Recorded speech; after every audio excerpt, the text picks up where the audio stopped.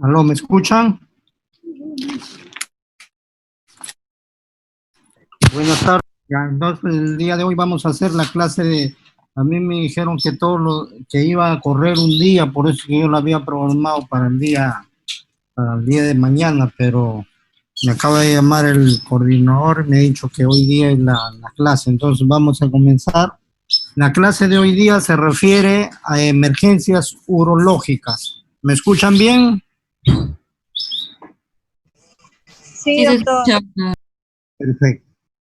Entonces, en urología no hay muchas emergencias, pero las pocas emergencias que llegan deben de ser resueltas inmediatamente. En estos casos es necesario resolverlas inmediatamente porque esto requiere a veces tratamientos quirúrgicos bastante rápidos. Entonces, como les decía, no hay muchas emergencias, de ahí que muchos hospitales en el Perú no tienen urólogo de emergencia, solamente urólogo de retén, y en algunos casos, si es necesario, se llama al urólogo de retén para que vaya en ciertas oportunidades a las emergencias. Dentro de las emergencias en urología tenemos la llamada hematuria. ¿Qué cosa es hematuria? Cuando se encuentran, acá dice 3, pero nosotros consideramos 6 hematíes por campo de alto poder, o sea, un aumento de 400. Cuando hay más de 100 hematíes, 6 hematíes, se dice que es una hematuria microscópica. Pero otra cosa importante que hay que tener en cuenta, que tienen que ser de 2 a 3 muestras de orina sucesivas, o sea, muestras de orina, y determinar que en 2 o 3 el paciente presenta hematuria. Porque si presenta hematuria en una sola muestra, eso significa simplemente que hay varias causas benignas de hematuria que no tienen, digamos, ninguna un correlato patológico. Por ejemplo, hacer demasiado ejercicio, estar expuesto demasiado a temperaturas bajas puede hacer sangrar al paciente. Se dice que una hematuria es macroscópica cuando se hace ya visible al ojo humano.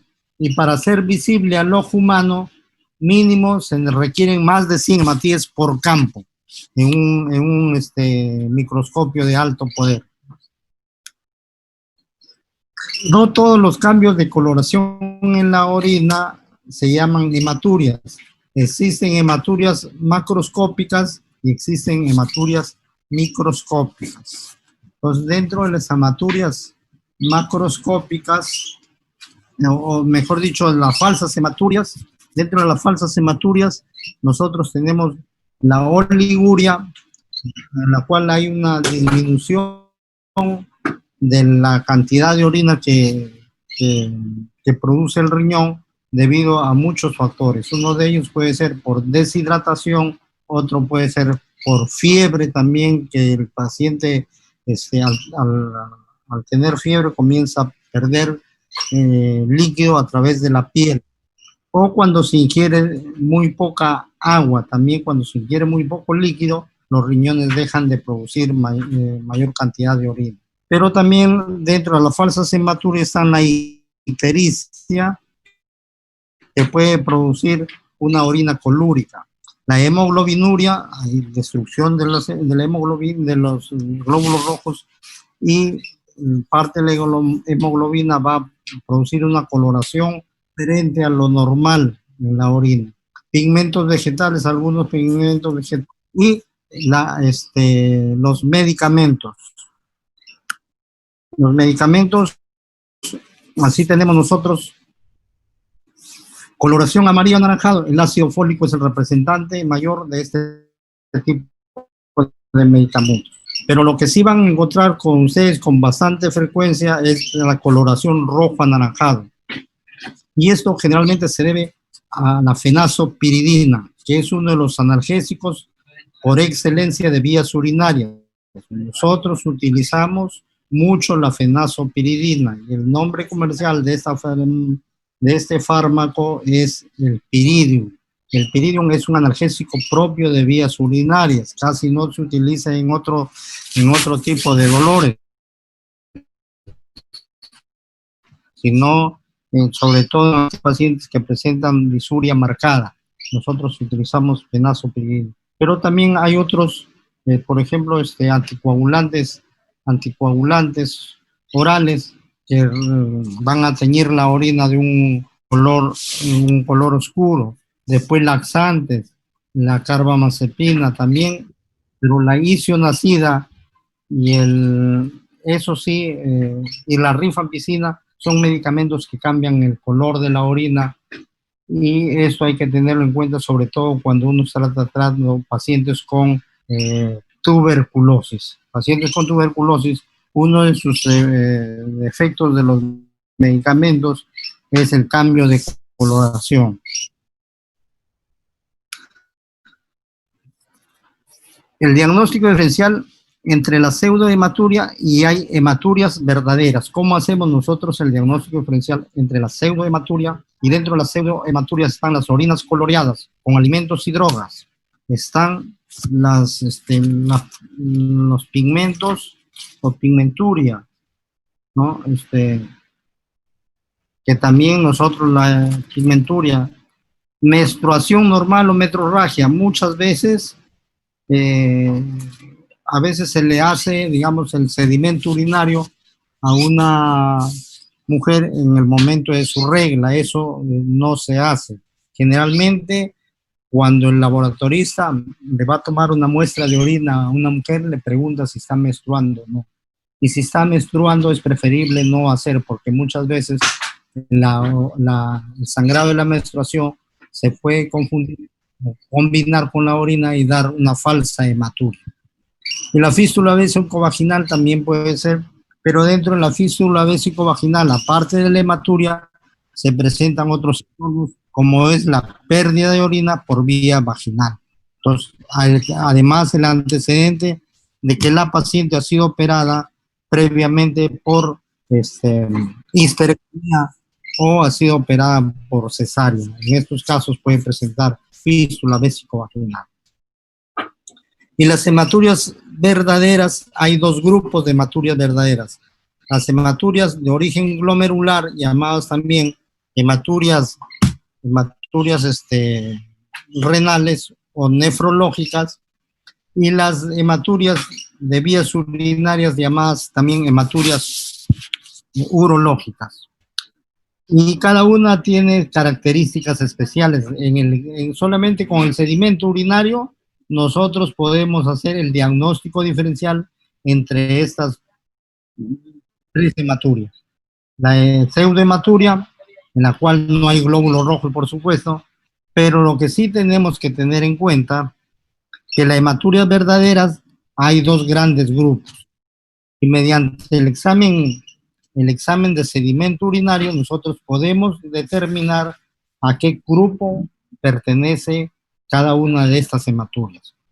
Así tenemos que la de origen glomerular, llamada también hematuria nefrológica, tiene 4 o 5 características fundamentales, que por lo general es una microhematuria, por lo general, pero también hay casos en la cual hay una hematuria masiva, pero lo más importante que es una hematuria que no coagula.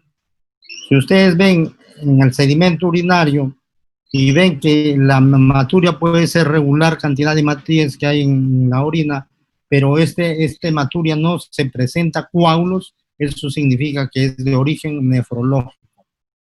Porque en la glomerulonefritis o en las glomerulopatías existen un agotamiento de los factores de coagulación. Entonces, como es un proceso inflamatorio en el riñón, se produce un CID localizado a nivel renal. Una vez que se agotan los factores de coagulación, el paciente comienza a orinar sangre. Otra característica de esta hematuria de origen glomerular es que hay proteinuria, y la proteinuria puede llegar hasta un 1.5 gramos en 24 horas. Además, vamos a encontrar cilindros hemáticos y dismorfismo eritrocitario, o sea, hay hematíes dismórficos, se deforman los hematíes. Y además, que a estos pacientes que tienen hematuria, nosotros le hacemos una citoscopía, vamos a ver que el sangrado es bilateral, por lo general es bilateral. Entonces, ¿cómo hacemos el diagnóstico de una hematuria verdadera? Lo hacemos mediante ya, con estas características de que tiene microhematuria, que no coagula, que tiene proteínas en la orina y además dismorfismo eritrocitario en el sedimento urinario y cilindros hemáticos, ustedes orientan su diagnóstico hacia una hematuria de origen glomerular. Por lo tanto, el diagnóstico no necesita muchas pruebas. Una vez que generalmente son pacientes nefrológicos, son pacientes que van a nefrología. Una vez que el nefrólogo tiene estas características de la orina, inmediatamente nos hace la interconsulta a nosotros para hacer las respectivas biopsias. Antiguamente nosotros hacíamos la biopsia a cielo abierto, o sea, teníamos que hacer una lumbotomía para sacar una pequeña porción de tejido renal y mandarla al patólogo. Ahora eso ya no es necesario. Ahora con las agujas de biopsia y mediante la guía ecográfica, nosotros en el servicio tenemos un ecógrafo y los nefrólogos llevan sus pacientes al servicio de urología y ahí en el tópico de urología, ahí les hacemos la biopsia mediante nuestro ecógrafo. Guiamos ecográficamente la aguja y tomamos muestras de tejido renal. Ya no es necesario hacer una incisión tan profunda y a veces tan amplia para sacar una pequeña porción de tejido renal. En cambio, la hematuria de origen urológico, llamada también de vías urinarias, entonces acá sí, por lo general es una macrohematuria, o sea, hematurias son masivas, con la característica que coagula, o sea, es una hematuria con coágulos. No va a encontrar, como en el caso anterior, hematuria sin coágulos significa de origen nefrológico. Hematuria con coágulos significa de origen urológico. Además, no hay proteinuria. No van a encontrar proteínas ustedes en orina. Y si nosotros a estos pacientes le hacemos una citoscopía y nosotros dirigimos el citoscopio hacia la desembocadura del uréter en la vejiga, que se llama meato ureteral, vamos a ver que no en los dos. Por lo general, la hematuria no es bilateral, sino es unilateral. Y para llegar al diagnóstico de esta hematuria, o sea, la localización de la hematuria, tenemos que hacer una serie de pruebas. La primera es la citoscopía. ¿En qué nos ayuda la citoscopía? En determinar si esta es hematuria bilateral o unilateral. Si eso es unilateral, nos orienta a que sea más de origen urológico. Además, también nosotros tenemos que pedir Papa Nicolau en orina, o sea, citología en orina, porque muchas de estas hematurias se deben a tumor maligno del uroepitelio, que puede ser pelvis, puede ser urétero, puede ser vejiga. Se hace una ecografía porque muchos pacientes tienen litiasis, que no le producen el dolor típico cólico renal, sino a veces un ligero dolor costolumbar, pero lo que más presenta el paciente es una hematuria. Luego también podemos hacer un urograma excretor para determinar si esto se debe a una litiasis ureteral que esté condicionando a veces una uropatía obstructiva. La pielografía ascendente también podríamos hacerlo cuando el cálculo es radio lúcido, o sea, no se observa a través de los rayos X.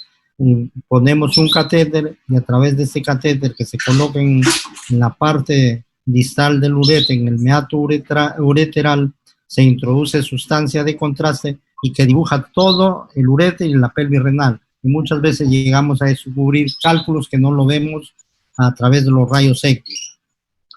La uroresonancia y angioresonancia también se podría hacer. La tomografía también es un examen bastante útil para llegar al diagnóstico de este tipo de hematuria.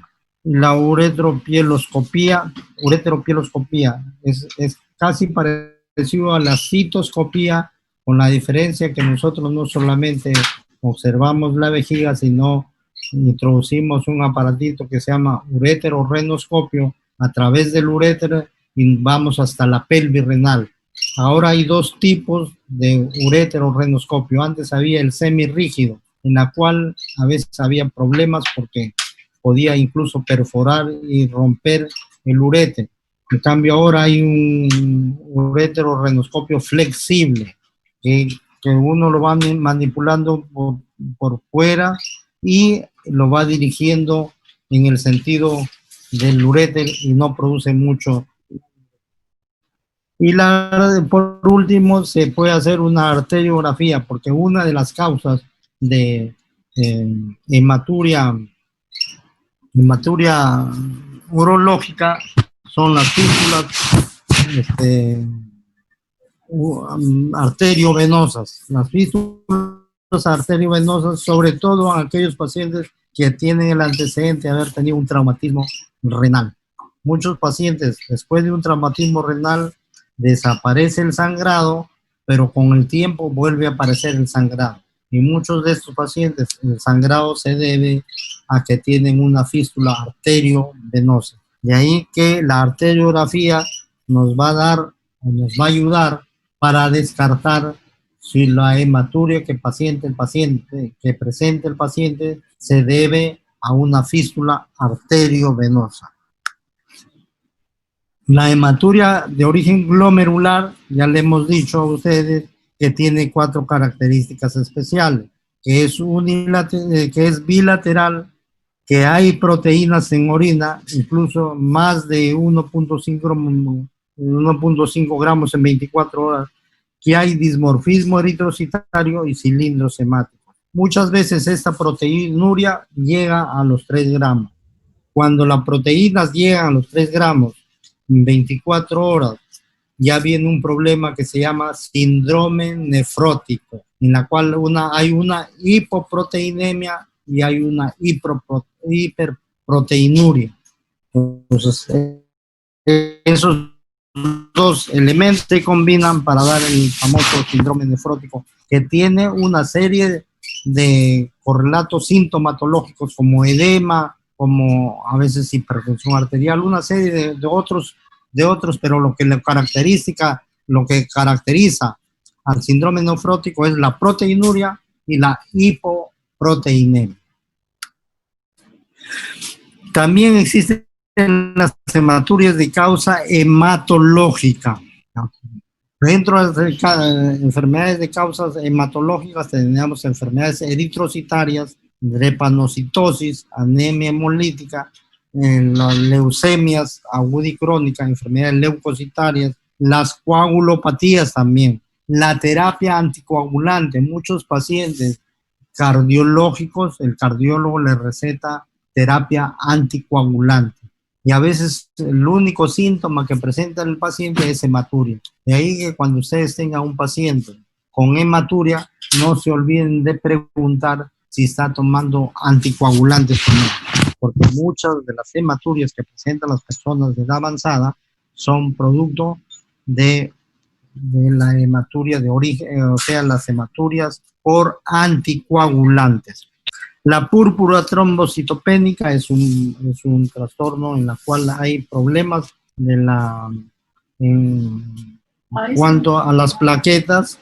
Las plaquetas pueden aumentar en forma desmesurada su producción y eso produce sangrado, porque ya no cumplen la función que cumplen en cuanto a los factores de coagulación.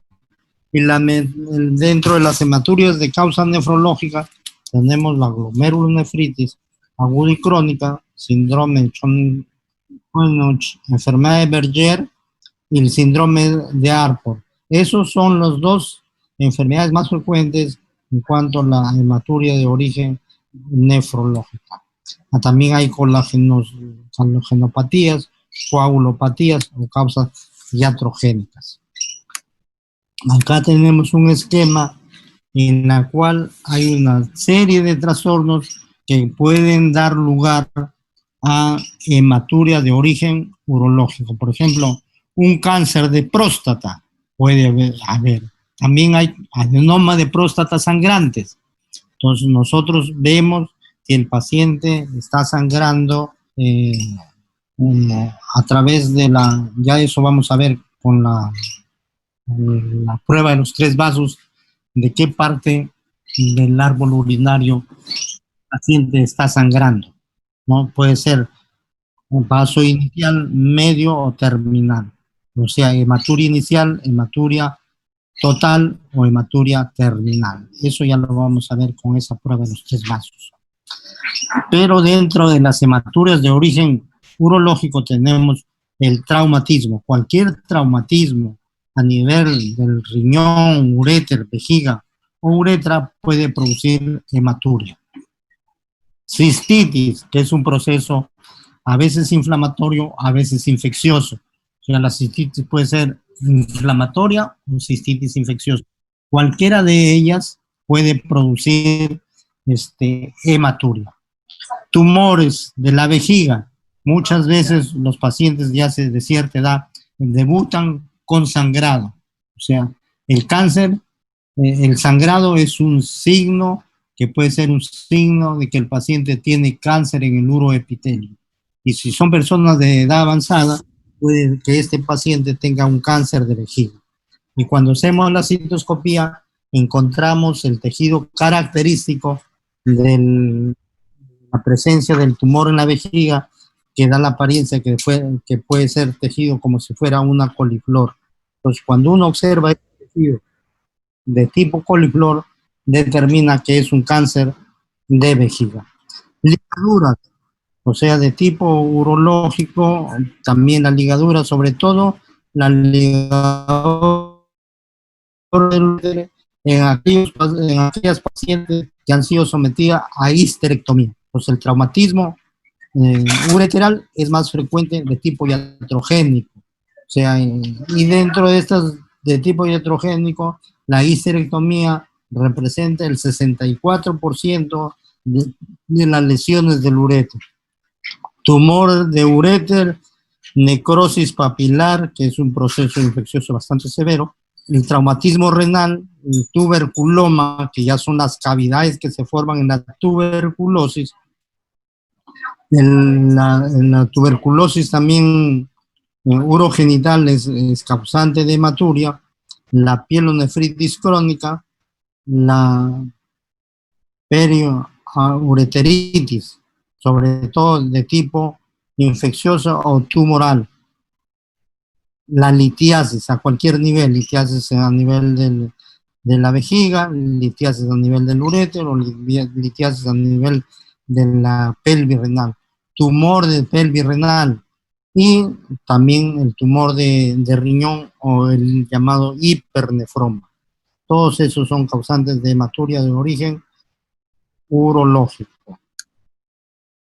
¿Qué hacemos nosotros para hacer el diagnóstico de la hematuria?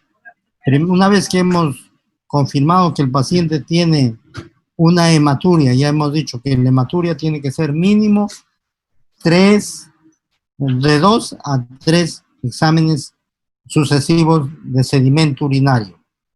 Entonces le hace un examen general de la orina.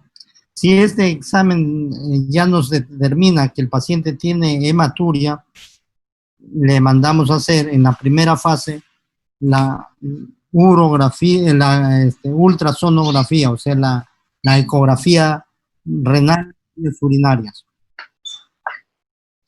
Si hay alguna alteración, que puede ser un cálculo o una hidronefrosis, ya podemos mandarle a hacer una urografía excretora o uroangiotomografía, cualquiera de esos exámenes. Si después de haber hecho la urografía encontramos que todavía no llegamos al diagnóstico, hacemos estudios endoscópicos. Y entre los estudios endoscópicos está la citoscopía y la ureterorenoscopía. Pues para determinar si el problema está en la vejiga, o está en el uréter, o está en la pelvis renal. También previamente se le hace pruebas de función renal. Eso hay que tener en cuenta porque puede ser una hematuria de origen nefrológico en la cual los pacientes pueden presentar aumento de los productos nitrogenados, la urea y creatinina pueden estar elevadas.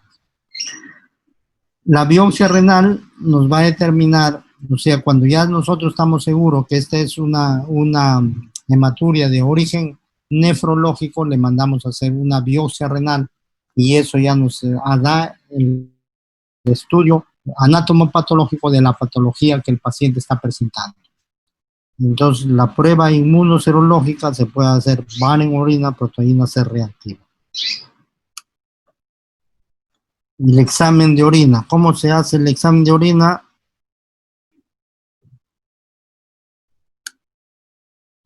Acá está la famosa prueba de los 3 vasos. Entonces, si nosotros llega un paciente con hematuria, pues lo hacemos orinar en 3 vasos diferentes. Si el paciente en el primer vaso presenta hematuria y en los 2 vasos siguientes no hay sangrado, o sea, la orina sale clara, eso se llama hematuria inicial. Y la hematuria inicial es característica de uretra posterior y de la próstata. Y dentro de la próstata, las 2 enfermedades más frecuentes de la próstata son la adenoma de próstata y el cáncer de próstata. Son las 2 enfermedades más frecuentes que producen hematuria. Porque la otra enfermedad es la prostatitis. Si nosotros hacemos orinar al paciente y encontramos que este paciente en los 3 vasos que orina sangre, eso se llama hematuria total. Y la hematuria total es característica de una hematuria que viene de los riñones, es una hematuria renal. Y por último, si las 2 primeras orinas salen claras y en el último vaso el paciente presenta hematuria, ese se llama hematuria terminal. Y la hematuria terminal es característica de una hematuria de origen vesical.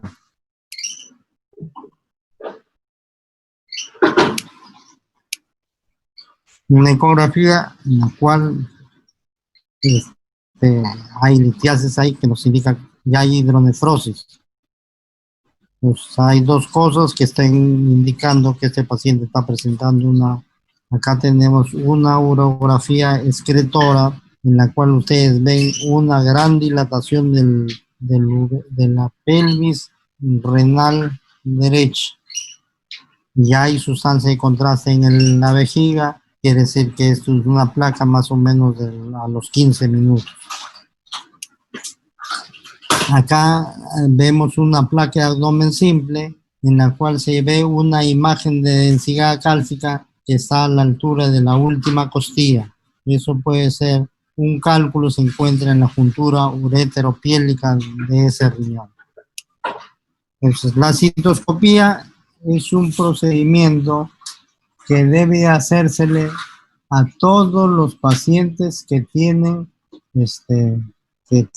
hematuria. Todo paciente con hematuria, uno de los exámenes que no debe de ser, digamos, postergado es la citoscopía. Y la citoscopía nos ayuda para ver la localización de la hematuria. Si nosotros vemos que en la vejiga hay sangrado, que puede ser por una cistitis, puede ser por un cálculo, o puede ser por una inflamación de la vejiga, eso se ve a través de la citoscopía. Y luego también observamos nosotros, mediante la citoscopía, los meatos ureterales. Si es bilateral, es más probable que sea de origen renal. Si es unilateral, de origen urológico. Para eso nos ayuda la uretrocitoscopía. Y a la salida de orina por el meato se llama eyaculado. El eyaculado de la orina puede ser hemática, eso nos indica que hay una hematuria a nivel renal. Acá nosotros estamos viendo una tomografía de un paciente que llegó a la consulta por presentar hematuria. Entonces, a veces muchos de las enfermedades neoplásicas, de los cáncer de riñones, debutan con hematuria. Puede ser el síntoma o el signo inicial de una enfermedad que es bastante severa, como es el tumor renal o hipernefrón. Acá están viendo ustedes en el lado izquierdo un tremendo tumor, y en cambio en el lado derecho hay un tumor, hay un riñón normal. El riñón izquierdo, el hipernefroma, es más o menos, está 3 o 4 veces el tamaño normal. Esto es una arteriografía renal. Las arteriografías renales ya es el último recurso al cual acude el urólogo para determinar el origen de la hematuria. Entonces acá se ha hecho una arteriografía renal selectiva. ¿Por qué? Porque este es un paciente que se le hace previamente este examen para hacer una embolización. En la parte distal de esas arterias, ustedes están viendo como si fuera una extravasación de la sustancia de contraste. Pero no, esa es una fístula arteriovenosa. Y esto en este caso es secundaria a una herida por arma blanca. O sea, el paciente sufrió un traumatismo renal ocasionado por una arma blanca que le ocasionó esta fístula arteriovenosa. ¿Y cómo se curan las fístulas arteriovenosas? Mediante embolización. O sea, no hay ningún otro tratamiento. O sea, no se abre el vaso, es imposible abrir el vaso y ligarlo en ese sentido, ¿no? Para separar el sangrado, digamos, el flujo arterial del flujo venoso. No se puede hacer. Esto se hace mediante embolización. Se produce un émbolo y tapa la comunicación entre la arteria y la vena. ¿Qué hacemos nosotros cuando tenemos una hematuria en urgencias o en emergencias? Primeramente, la anamnesis. Y dentro de la anamnesis vamos nosotros a determinar si es una hematuria inicial. Ya saben que la hematuria inicial es uretra y próstata. Una hematuria terminal, que es vejiga, y una hematuria total, que es a nivel renal. Eso hay que preguntarle al paciente mediante la análisis. Se le pregunta si cuando orina el sangrado está al inicio de la micción. Sí, el paciente muchas veces dice sí, al inicio yo orino sangre, y después conforme sigo orinando ya mi orina sale clara. Eso es así les va a tener que referir el paciente. O si no, dicen toda mi orina sale roja, quiere decir que es una hematuria total. O también puede decirles, al inicio yo estoy orinando normal, claro, y al final, cuando ya voy a terminar o a concluir de orinar, me sale la orina con sangre. Entonces, esa es una hematuria. Ya ustedes, mediante la anamnesis, ya pueden determinar, aparte pues de la prueba de los 3 vasos, ustedes pueden determinar la localización de la hematuria. Dentro de la exploración física, tenemos nosotros explorar abdomen para ver, porque muchas veces las hematurias se deben a la hipertrofia prostática benigna que obstruye la vía urinaria y produce globo vesical. Entonces hay que ver si hay globo vesical o no hay globo vesical. También hay que explorar la región lumbar, porque muchas veces un cólico nefrítico puede dar lugar a una hematuria o una pielonefritis. También puede a los genitales hay que examinarlos, porque muchas veces la paciente está orinando, o sea, está teniendo sangrado de genitales, que a la hora de miccionar ese sangrado de los genitales se combina con la orina y puede dar lugar a una falsa hematuria. La próstata hay que examinar. Si el paciente viene con globo vesical y viene con sangrado, hay que examinar la próstata, porque puede ser un cáncer de próstata o puede ser una hiperplasia benigna. La exploración analítica, hay que explorar la sangre, los hematíes, y hay que explorar los factores de coagulación, porque muchas veces la hematuria se debe a trastornos en la coagulación. Y la orina para determinar si no es una falsa hematuria también. Entonces ustedes van a determinar a través de la orina si el paciente presenta, ustedes van a determinar a través de la orina si el paciente presenta si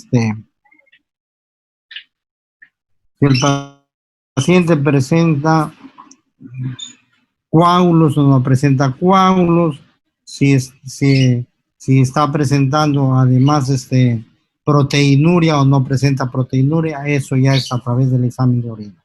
Y la exploración radiológica, ya tenemos que tomar una placa de abdomen simple o una ecografía. Mediante la placa de abdomen simple nosotros vamos a determinar si la hematuria se debe a un cálculo, porque muchas veces el cálculo no da síntomas, sino que se presente el cálculo sin síntomas. Entonces, ya sabemos nosotros, o tiene un cólico nefrítico el paciente. Sabemos que la causa más frecuente de cólico nefrítico es la litiasis. Entonces, mandamos a hacer una placa de abdomen simple para determinar si esto se debe a un cálculo o se debe a otra cosa. El 90% de los cólicos nefríticos se debe a litiasis. Entonces, y el 90% de los cálculos son vistos a través de los rayos X. De ahí que nosotros, al mandarle a hacer una placa de abdomen simple, estamos diagnosticando el 90% de cálculos, porque solamente 10% de cálculos no se ven a través de los rayos X, que son los cálculos de cistina y ácido úrico. Entonces, una vez que hemos hecho eso, la radiografía de abdomen simple y la ecografía que nos dice que hay una hidronefrosis, que indirectamente nos está indicando que existe un cálculo a nivel del uréter, entonces le mandamos a hacer una urografía o una tomografía para determinar a qué se debe, o sea, qué daño está haciendo ese cálculo a nivel del árbol urinario. El tratamiento, si la hematuria es grave, hay que colocar inmediatamente una sonda. Se hace el lavado vesical y luego se deja lavado continuo con cloruro de sodio. O sea, se coloca una sonda Foley triple vía. La sonda de triple vía, por una de las vías, introduce el líquido y por la otra está saliendo el lavado de la vejiga. Entonces se hace con la finalidad de que los coágulos no obstruyan la vía urinaria. Muchas veces hay que hacer eso. El hematocrito es importante para determinar si el paciente necesita transfusión sanguínea o no necesita transfusión sanguínea. En la hematuria leve,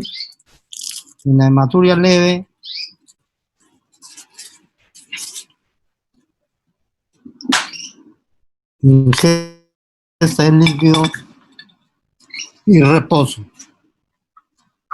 Cuando la hematuria es microscópica, no hay repercusión hemodinámica. Generalmente los pacientes que vienen con hematuria microscópica no van a estar anémicos.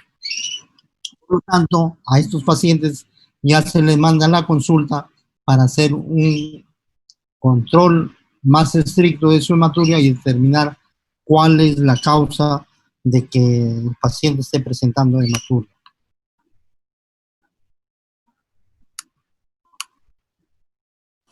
Entonces, ¿qué hacemos nosotros cuando hay una hematuria macroscópica, copiosa, incluso con coágulos que obstruyen la vía urinaria y que el paciente llega con globo vesical porque no puede orinar? Entonces, lo primero que hacemos es colocar una sonda lo más pronto posible, triple vía, número 20 o 22, que tiene un calibre más o menos de 7 milímetros de diámetro, de 6.3 a 7 milímetros de diámetro, 7.3 milímetros de diámetro. French, o sea, si nosotros dividimos el número de French entre 3, nos da el diámetro en milímetros, no se olviden. No hay sonda número 21, todos son de 2 en 2. Si yo, por ejemplo, tengo una sonda número 18, divido entre 3, quiere decir que el diámetro de la sonda 18 es 6 milímetros. Entonces, así es como se va determinando el diámetro en milímetros. Una vez que hemos colocado la sonda, que ya hemos inflado por una de las vías el balón con cloruro de sodio, inflamos el balón para que sirva de anclaje y no se salga la sonda, comenzamos a extraer los coágulos. Pues una vez que hemos extraído los coágulos, dejamos al paciente con un lavado continuo vesical con suero fisiológico para evitar que los coágulos vuelvan a formarse y vuelvan a obstruir la vía urinaria. Luego hacemos un control de hematocrito para determinar si el paciente está anémico, si la hematuria lo ha anemizado. Por lo tanto, si está anémico, tenemos nosotros que transfundirle sangre total. Y luego, ya una vez que hemos hecho, que le hemos transfundido, si necesita transfundir, o que le hemos hecho un lavado continuo y le hemos hecho un lavado de vejiga y le hemos dejado con lavado continuo, entonces le indicamos reposo absoluto o ingesta, si no hay problema con la vía digestiva, ingesta abundante de líquido. No todos los pacientes que tienen hematuria deben de ser hospitalizados. La hematuria, ¿en qué casos nosotros hospitalizamos a un paciente? Cuando hay hematuria con repercusión hemodinámica. ¿Qué significa repercusión hemodinámica? Que si ustedes tienen un paciente con un hematocrito bajo, lo transfunde y el hematocrito se mantiene igual o incluso disminuye, ahí hay una inestabilidad hemodinámica. Por lo tanto, estos pacientes requieren ser hospitalizados para llevar un control mucho más estricto de su problema. ¿En qué casos también se hospitaliza? Cuando hay retención de orina por presencia de coágulos, o sea, el paciente ha sangrado tanto masivamente que se forman coágulos y no le permiten evacuar su vejiga. Entonces, a esos pacientes hay que hacerle un buen lavado, hay que ponerle una irrigación vesical continua y hospitalizarlos para determinar a qué se debe esa hematuria masiva.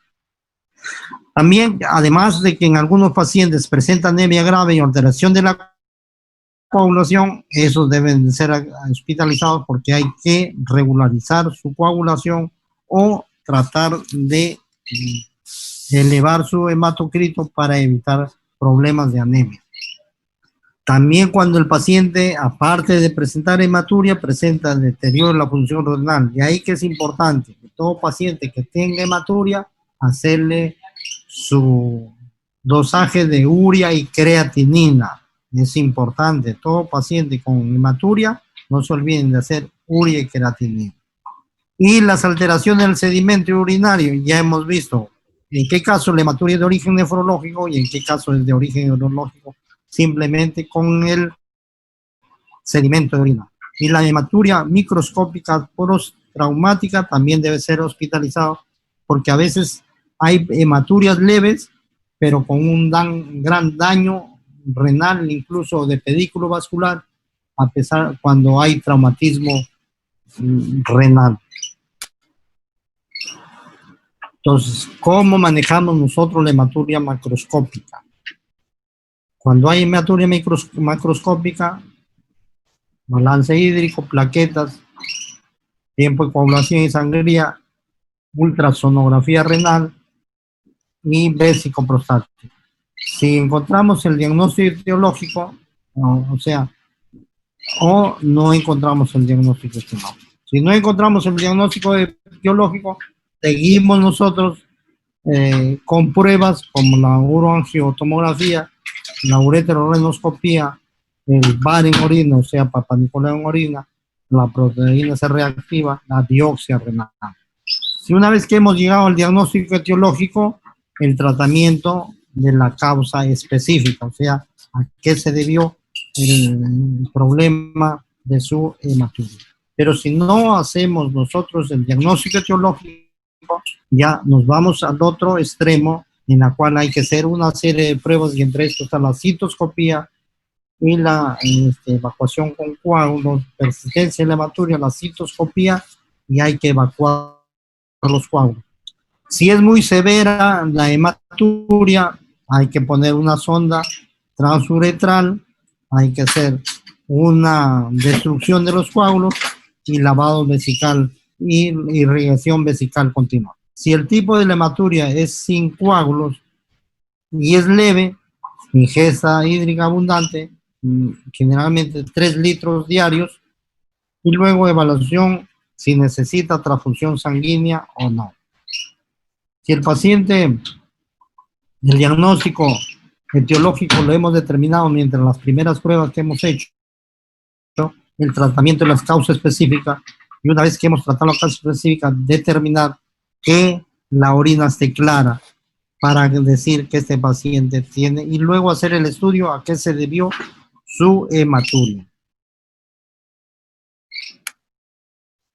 Dolor escrotal agudo es otra emergencia urológica.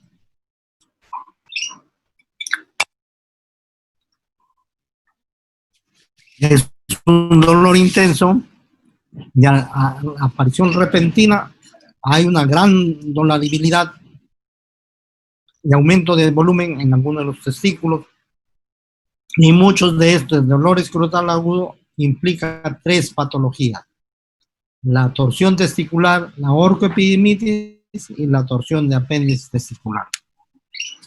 Entonces, esta es una urgencia urológica en la cual el paciente tiene un dolor intenso de aparición brusca y hay que determinar si la viabilidad del testículo, si es necesario a veces explorar quirúrgicamente y determinar si el testículo está hábil o no está hábil en cuanto a su viabilidad. Muchas veces hay aumento del tamaño del testículo. La etiología, por lo general hay muchas de las causas, pero el 95% del dolor escrotal agudo se debe a torsión del cordón espermático, torsión del apéndice testiculares y la orquitis u orcoepidimitis. Luego tenemos una serie de patologías, pero que son raras, como causantes de dolor escrotal agudo. Por ejemplo, la púrpura, edema escrotal idiopático, fiebre mediterránea familiar, son extremadamente raras como parte de la etiología del dolor escrotal agudo.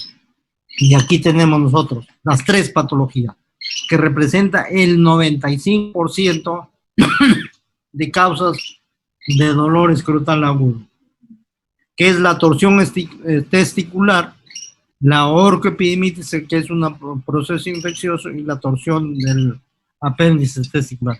Esas 3 patologías representan el 95% del dolor escrotal agudo.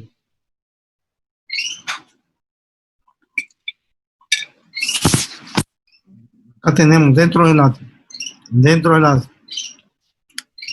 apéndices testiculares, tenemos apéndice del epididimario, el paraepidídimo, conducta aferrante del epididimo, pero en realidad son pocos como causantes de dolor escrotal agudo. Esta es una de las más importantes, la vascular. Entonces, en la vascular, que hay compromiso de la arteria diferencial y la funicular. ¿Por qué? Porque el testículo va a rotar sobre su propio eje y va a haber una estrangulación del pedículo vascular y va a haber ausencia de flujo vascular.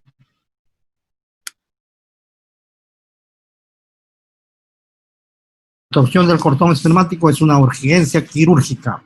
Pero hay que tener en cuenta que no tenemos nosotros que superar más de 6 horas de tiempo de enfermedades de que apareció el primer síntoma, el dolor brusco, de aparición brusca y súbdito, entonces, y dolor intenso.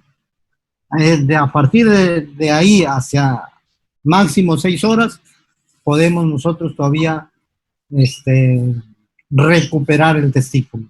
Pasando las 6 horas, es bastante improbable que se pueda salvar el testículo. Por eso que es una urgencia quirúrgica. Es más frecuente en la adolescencia y en menores, adultos menores, menos de 25 años.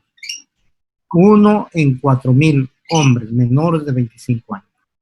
Y también en el periodo neonatal hay una torsión testicular que se llama extravaginal, o sea, fuera de la capa vaginal. Las de adolescentes y adultos jóvenes es intravaginal, dentro de la capa vaginal. Entonces, ¿a qué se debe? A que el cordón espermático se enrolle, el testículo se enrolle sobre su propio eje, a que el ligamento que fija el testículo, el escroto, se llama gubernaculum testis. A veces es demasiado largo y le permite que el testículo gire, pero para que el testículo gire sobre su propio eje, tiene que haber una contracción brusca del cremaster ante un estímulo. Ante un estímulo se contrae el cremaster bruscamente y se puede enrollar el testículo sobre su propio eje. Las formas clínicas, la extravaginal ya hemos dicho que es de neonatos. Es poco frecuente y solamente representa el 5% de las torsiones del cordón espermático. Y es en periodo neonatal, exclusivamente el recién nacido. ¿Qué vamos a encontrar nosotros? La causa más frecuente de tumor escrotal en el recién nacido es el hidrocele congénito. Entonces, de ahí que nosotros, o el neonatólogo, cuando examina a su paciente, lo primero que hace es ver una masa ahí, o una tumoración a nivel del escroto. Como la gran mayoría de masas intraescrotales son debido a hidrocele, generalmente el diagnóstico es hidrocele. Pero a veces tiene otras características. Este no es un hidrocele, no está la bolsa completamente claro, sino cambio de coloración. Entonces, ¿qué hace el neonatólogo? Saca su linternita y alumbra, ilumina la parte inferior del escroto y si trasluce la luz, eso se llama transiluminación positiva. Y la única patología que tiene transiluminación positiva es el hidrocele. En cambio, la torsión testicular no va a tener transiluminación, es negativa. Hay edema y hay enrojecimiento escrotal. En cambio, en el hidrocele no hay eso. Cuando la torsión del cordón espermático es intravaginal, que es en adolescentes y gente joven, es ausencia de fijación del gubernáculo testis a nivel del escroto. Y se presenta en la adolescencia y en adultos jóvenes desencadenada por traumatismo o actividad atlética. Hay que tener en cuenta que el testículo es viable entre las 4 y 6 horas de iniciado el problema de la torsión testicular. Con la torsión extravaginal hay una torsión del testículo, esto trae como consecuencia detención del retorno venoso al testículo, hay congestión y edema, obstrucción de la circulación arterial, luego hay infarto hemorrágico y necrosis del testículo. ¿Cómo se hace la torsión testicular? Una vez que nosotros hemos hecho el diagnóstico de torsión testicular, tenemos que distorsionarlo, o sea, volverlo a su lugar. Por lo general, el testículo rota de afuera hacia adentro. Entonces, cuando nosotros queremos hacer la maniobra de distorsión testicular, tenemos que rotarlo de adentro hacia afuera. Entonces, eso no corrige totalmente la rotación, pero sí puede calmar el dolor al paciente. Luego, podemos hacer la ecodoppler o la gamografía testicular.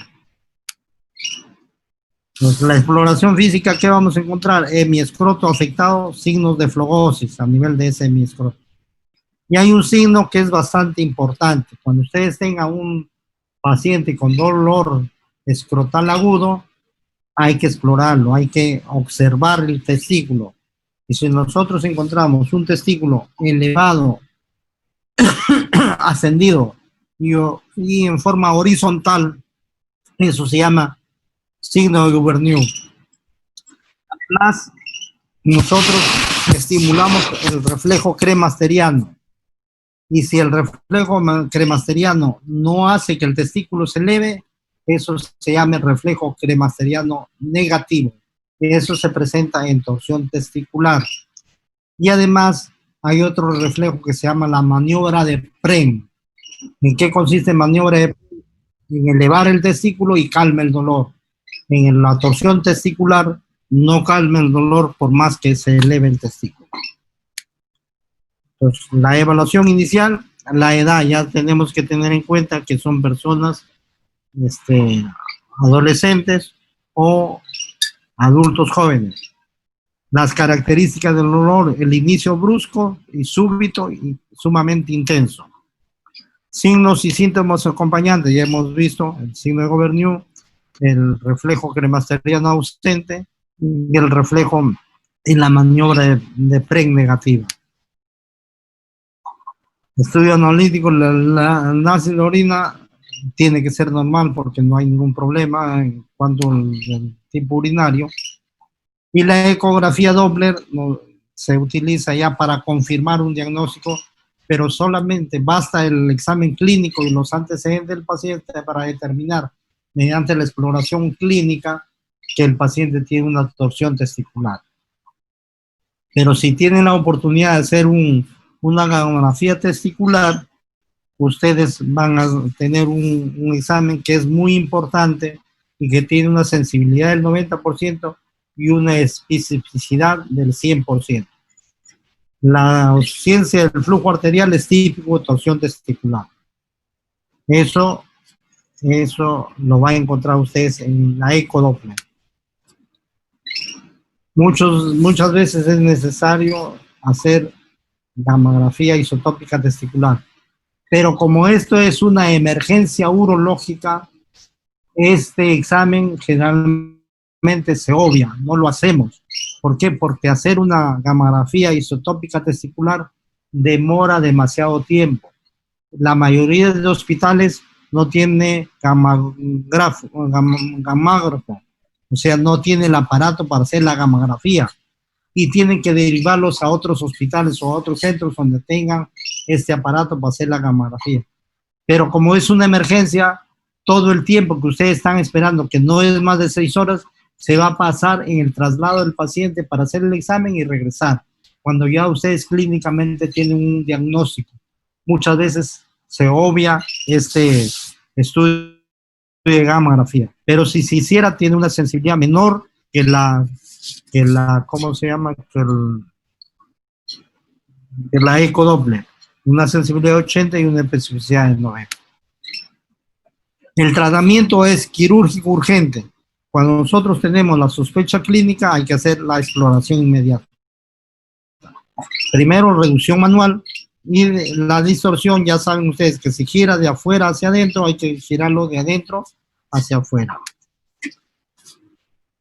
La vía de acceso es quirúrgica escrotal y nosotros tenemos que ver el cambio de coloración.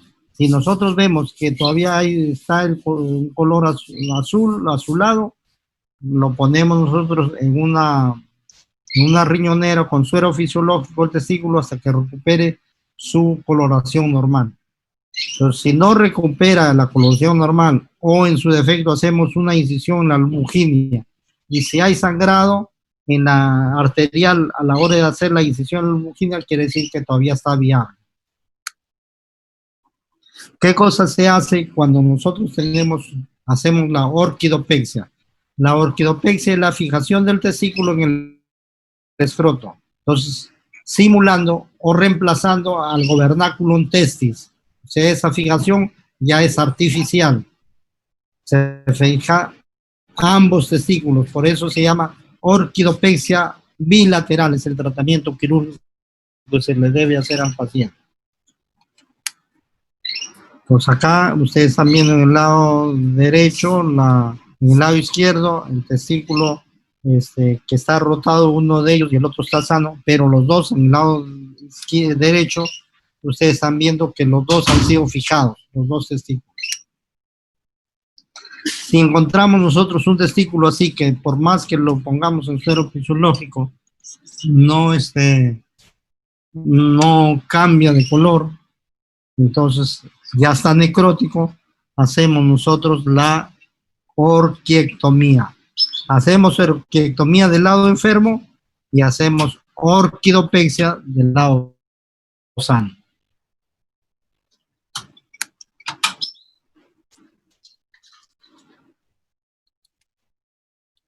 Complicación de la torsión testicular.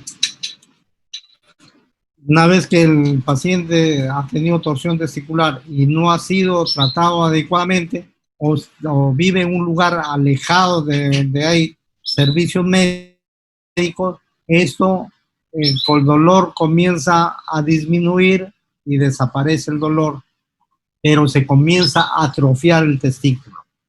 O puede haber un absceso testicular. O puede haber que el testículo haya rotado nuevamente, haya regresado a su lugar de origen y luego y posteriormente ante otro estímulo del cremaster y la contracción brusca de hace que se vuelva a torcer, entonces se llama recidiva. O sea, puede haber muchas recidivas. Y si nosotros tenemos en el caso que la atrofia testicular puede ser bilateral, si es que están comprometidos los testículos, los dos testículos, puede dar lugar a procesos de infertilidad. Y si el proceso inflamatorio ha dado lugar a la formación de líquido, se va a formar un hidrocele secundario. Otra emergencia urológica es el cólico nefrítico, el cual es un dolor intenso en la región renal o renureteral, alteración mecánica del flujo y dilatación de las estructuras de la vía urinaria, sobre todo el uretra. El 90% de los cólicos nefríticos se debe a litiasis urinaria. Pues otro 10%, que son las menores causas, puede ser obstrucción urinaria intrínseca o obstrucción urinaria extrínseca. Dentro de las intrínsecas tenemos lesiones vasculares, causas ginecológicas, embarazos, masas uterováricas, tumores malignos, y dentro de las causas intrínsecas, si el paciente está sangrando un coágulo, se forma un coágulo y obstruye la vía urinaria. Hay secreción de pus que obstruye, es tan espesa la pus que obstruye la vía urinaria, va a producir un cólico nefrítico. Necrosis papilar, los tumores benignos y tumores malignos de la juntura ureteropiélica, el ureterocele, que es una dilatación distal del uréter y cuyo correlato radiológico es el signo de cabeza de cobra. Si nosotros le mandamos a hacer una urografía excretora a un paciente que estamos sospechando de ureterocele, vamos a encontrar un signo característico que se llama signo de cabeza de cobra. Hay tuberculosis y, por último, la clínica, dolor intenso, brusco, tipo cólico, en la cual, como ustedes saben, el uréter tiene un movimiento peristáltico. Cada vez que se contrae el uréter, se produce el dolor de mayor intensidad. Por eso que es tipo cólico. Otra de las características es que no hay una posición antálgica. El paciente puede tomar cualquier posición, pero no les produce dolor. Puede haber náuseas y vómitos. ¿Cuál es el diagnóstico diferencial? Dolor osteomuscular. ¿Cómo hacemos el diagnóstico diferencial? Dolor osteomuscular. El dolor muscular es un dolor continuo. En cambio, el dolor cólico, como su nombre lo indica, es espasmódico, por espasmo. El aneurisma disecante de la aorta es un paciente ya arterioesclerótico de cierta edad y cual tiene una tumoración que late a nivel del abdomen, una tumoración pulsátil que late. La apendicitis es difícil de hacer el diagnóstico, de confundirse, porque la apendicitis tiene otra característica. El dolor es al inicio periumbilical y luego localiza en fosa ilíaca derecha. En cambio, el cólico renal primero es región costolumbar con irradiación hacia los genitales. La diverticulitis aguda ya hay proceso inflamatorio digestivo y dolor ginecológico tiene características completamente diferentes. Entonces, ¿cómo se hace el diagnóstico? La historia clínica, los exámenes auxiliares, entre ellos de una placa de abdomen simple, porque hemos visto que el 90% de los casos de cólicos nefríticos se deben a litiasis. Hay que tomar un examen de orina para ver si hay hematuria. Hematuria y cólico, eso nos indica que puede haber una litiasis ureteral. Radiografía de abdomen simple, ecografía, urografía excretora, para ver las características del cálculo y si está produciendo un enclavamiento del cálculo, que hay que actuar con rapidez para evitar la pérdida del riñón. La pielografía, la tomografía renal, la gamografía renal, para determinar por separado el grado de funcionabilidad de cada uno de los riñones. La obstrucción va a producir éxtasis y por lo tanto va a aumentar la presión intraureteral. Esto va a traer como consecuencia que se dilate la pelvis renal. Va a haber problemas por vía simpática del sistema nervioso central, elevación y liberación de prostaglandinas y aumento del flujo plasmático renal, que va a dar lugar a que se siga produciendo mayor cantidad de orina y se siga distendiendo más la pelvis y el uréter. El tratamiento muchas veces calor local, restricción hídrica, antiinflamatorios, ansiolíticos, bloqueo epidural y derivación urinaria. En caso, sobre todo, la derivación urinaria la hacemos cuando el paciente es monorreno y tiene un cálculo enclavado.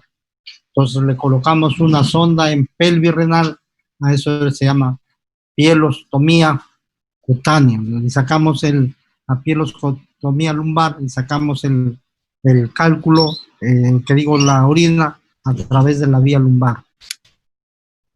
Analgésicos, los narcóticos son bastante buenos. Entre estos tenemos la codeína, morfina, meperidina. Es bastante efecto analgésico, pero no crea dependencia y muchas veces desorientación en el paciente que está tomando este tipo de productos.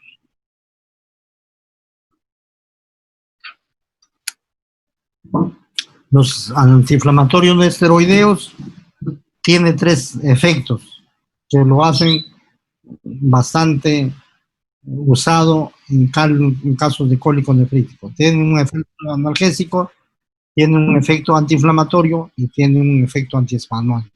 ¿Cuáles son sus desventajas? Que tiene efecto antiplaquetario, o sea, quiere decir que puede producir mayor sangrado. De ahí que estos antiinflamatorios no esteroideos estén contraindicados en pacientes que van a ser sometidos a litotricia.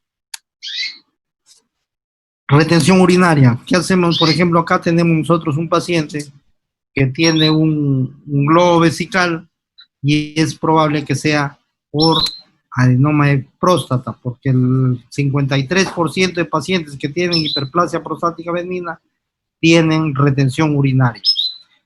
O sea, la retención urinaria de 100 pacientes, 53 de ellos son causados por hiperplasia prostática benigna. Tenemos impactación fetal, carcinoma de próstata, estenosis de la uretra, vejiga neurogénica, otra serie de patologías que condicionan retención urinaria aguda. Entonces, ¿qué hacemos? Tratamiento, sondaje de la vejiga y punción suprapúbica en muchos casos.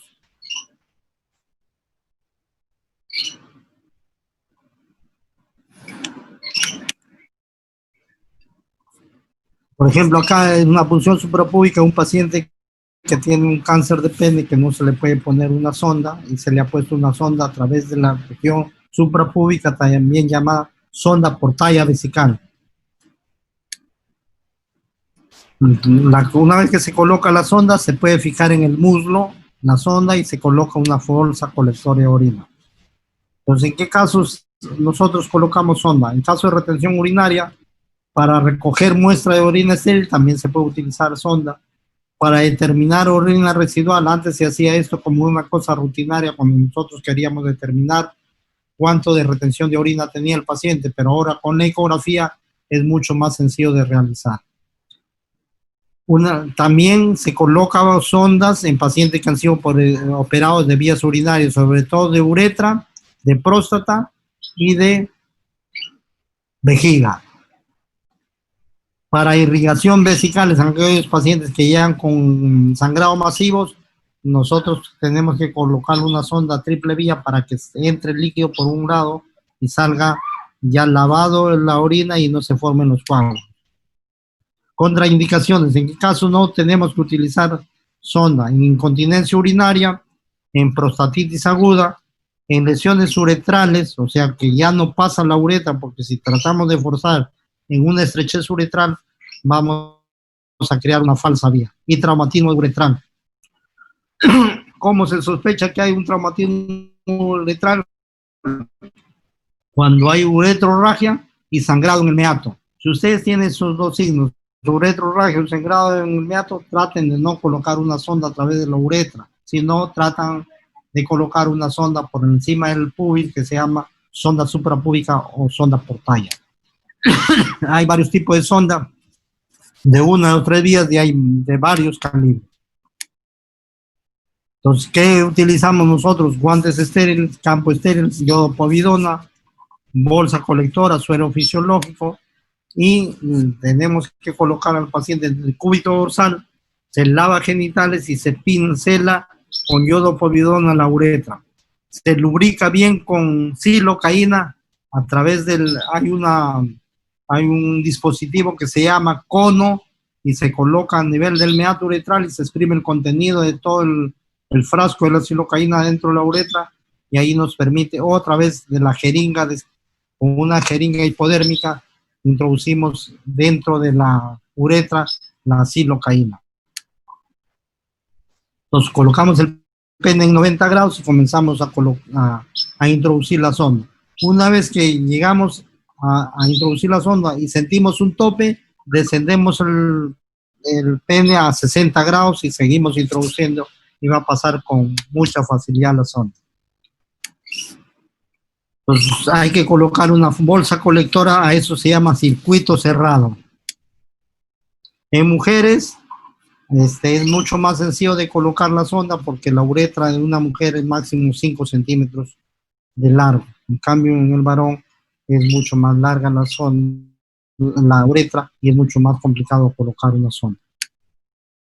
El retiro de la sonda se hace se desinfla el globo y se retrae la sonda sin ningún problema. Hay que tener en cuenta que muchas veces nosotros podemos formar falsas vías uretral y dar lugar a uretrorragia.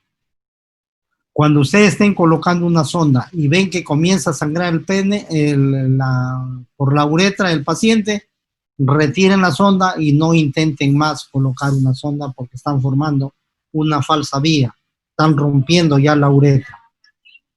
Una vez que nosotros hemos colocado la uretra, no vamos a sacar, por ejemplo, como en el caso de la foto en la cual el paciente tiene una gran globo vesical, no sacamos todo el contenido de la orina de un solo tramo, sino vamos sacando 150 o 200 mililitros cada 10 o 15 minutos. Cada 10 o 15 minutos se clampa la sonda, se deja que salgan 150 o 200, se vuelve a clampar la sonda, y así. Porque si nosotros los retiramos todo el contenido, vamos a ocasionar una hemorragia que se llama hemorragia post-vacuo o ex-vacuo, que comienza, el paciente lo mandamos sin orina en la casa y luego viene con una hematuria masiva. Entonces eso hay que evitar.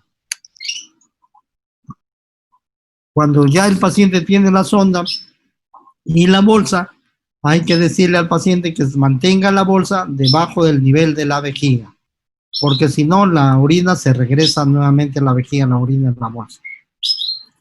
La bolsa colectora tiene hasta 2 litros, puede colectar de orina, pero es preferible llenar, cambiarla cada litro, o sea, evacuarla cada litro de orina.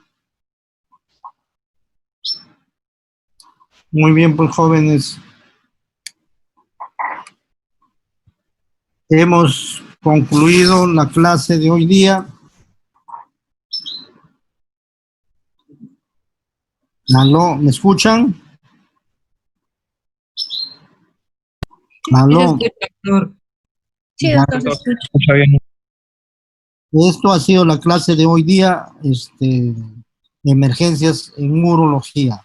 Como les decía, no son muchas las emergencias, pero hay que tener mucho cuidado cuando se le presenta alguna de ellas. Y les hemos relatado las 4 patologías más frecuentes que se ven en urología como emergencias. Muy bien. Hasta luego, jóvenes. Y con el grupo de nosotros, del Hipólito, nos estamos viendo, mi grupo, el día de mañana para hacer caso clínico de emergencias urológicas. Y mañana de 8 a 9 de la mañana. Listo, doctor. Hasta luego, joven.